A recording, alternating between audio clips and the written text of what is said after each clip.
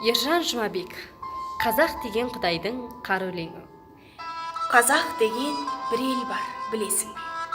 Хақтан жеткен қалсын бір жыр есіңде. Сенбейсің бе, білмеймін, сенесің бе? Жылайсың ба, білмеймін, күлесің бе? Күлетінің сенбейсің ғажабына, жылайтының сенесің азабына. Жету үшін жүректің жұмағына, шыдап берген жекенің тозағына.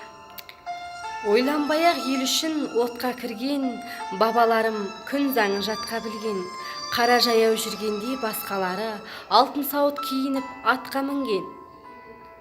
Барса келмес оралған сапардан жүз, екі өмірді тең көрген қатарданбыз. Тәуелсіздік қазақтың алтын тәжі, мәңгіліктің жолында атарыбамыз.